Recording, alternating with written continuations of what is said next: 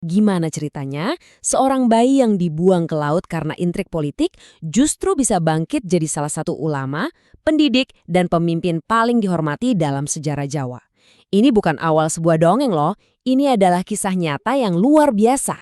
Oke, mari kita bedah sama-sama. Hari ini kita bakal kupas tuntas kisah Sunan Giri yang waktu kecil namanya Raden Paku. Beliau ini bukan cuma anggota Wali Songo biasa, tapi seorang inovator sejati yang cara dakwahnya masih relevan banget sampai sekarang.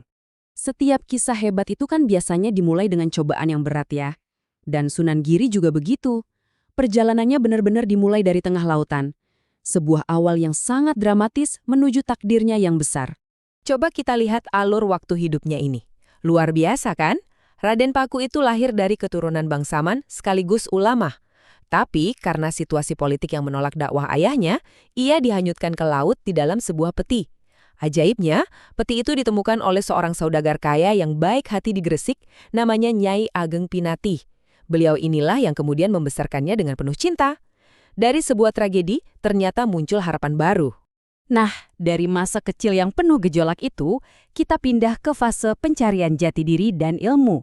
Ini adalah babak di mana Raden Paku bertransformasi dari seorang murid yang cerdas menjadi seorang guru yang nantinya akan mengubah peta keilmuan di Jawa. Perjalanan pendidikannya ini nggak main-main. Beliau belajar dari guru-guru terbaik pada masanya, seperti Sunan Ampel dan bahkan satu angkatan dengan Sunan Bonang.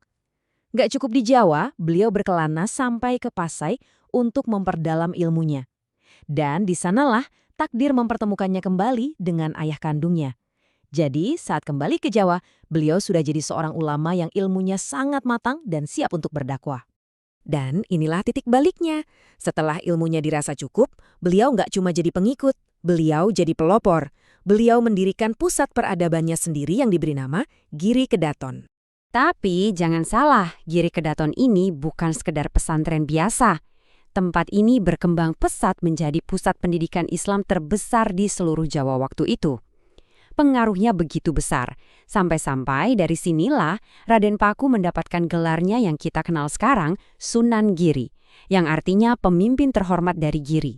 Jadi intinya, beliau benar-benar membangun warisannya sendiri dari nol. Nah, sekarang kita masuk ke bagian yang paling unik dan menurut saya paling jenius dari strategi Sunan Giri. Beliau sadar betul kalau mau menyentuh hati masyarakat nggak bisa pakai cara yang kaku. Jadi beliau memilih jalan budaya, jalan yang menyenangkan dan mudah diterima oleh semua orang. Ini dia nih contoh pendekatannya yang cemerlang. Coba bayangkan mengajarkan nilai-nilai tauhid dan akhlak mulia lewat permainan anak-anak seperti cublak-cublak suweng atau jamuran. Jadi pesan-pesan Islam itu ditanamkan secara halus ke dalam aktivitas sehari-hari anak-anak. Ini sih strategi pendidikan karakter yang visioner banget. Kutipan ini benar-benar jadi inti dari seluruh filosofi dakwahnya.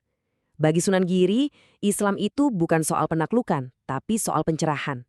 Beliau menunjukkan bahwa cara terbaik untuk menyebarkan kebaikan adalah dengan menjadi contoh dan memberikan ilmu, bukan dengan memaksa.